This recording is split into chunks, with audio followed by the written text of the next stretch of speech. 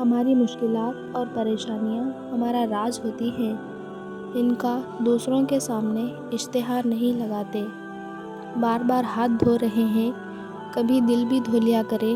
نفرتیں بھی تو وبا کی طرح پھیل رہی ہیں۔ گفتگو میں سب سے قیمتی چیز خاموشی کے وقفے ہیں۔ ہم جب بھی ملیں، جس سے بھی ملے، دل سے ملے۔ ہم لوگ دکھاوے کی محبت نہیں کرتے۔ رشتوں کو ایسی خوبی سے نبھاؤ جیسے شہد کی مکھی پھولوں سے رس چوس بھی لیتی ہے اور ان کا نقصان بھی نہیں ہونے دیتی۔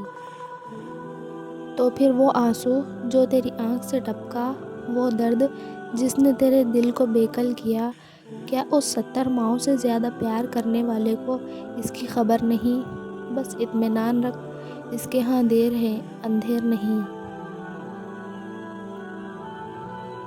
کہہ دو کہ ان کو وہی زندگی دے گا جس نے انہیں پہلی بار پیدا کیا تھا، اور وہ پیدا کرنے کا ہر کام جانتا ہے۔ زندگی میں 2 چیزیں ضرور سیکھیں: اپنوں میں خوش رہنا، رب کے علاوہ کسی سے امید نہ لگانا۔ یقین مانیں بہت خوش رہیں گے۔ ہمیشہ خوش رہنے کا مطلب یہ نہیں کہ سب ٹھیک ہے، اس کا مطلب یہ ہے کہ آپ نے فیصلہ کر لیا کہ اپنے اللہ کے سوا اپنے دکھ کسی کو نہیں دکھائے۔ ایک انسان جب کسی سے محبت کرتا ہے تو چاہتا ہے کہ اسے ہر چیز میسر کر دے، مگر جب ایک مومن کسی سے محبت کرتا ہے تو چاہتا ہے کہ اس کی آخرت سنور جائے۔ رزق تو سخاوت میں پوشیدہ ہے، جبکہ لوگ اسے زیادہ محنت میں تلاش کرتے ہیں۔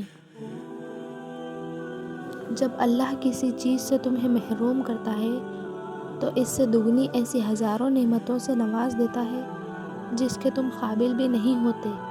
تو پھر بس راضی ہو جاؤ، کیونکہ معجزے صبر مانگتے ہیں اور تقدیر شکر کرنے والوں کی بدلتی ہے۔ جو کچھ تمہارے پاس ہے سب فانی ہے، اور جو کچھ اللہ کے پاس ہے وہی باقی رہنے والا ہے۔ یا اللہ ہر انسان کو ہر بیماری، ہر وبا سے محفوظ رکھنا، آمین۔ خوشیاں بانٹنے ہی سے سچی خوشی حاصل ہوتی ہے۔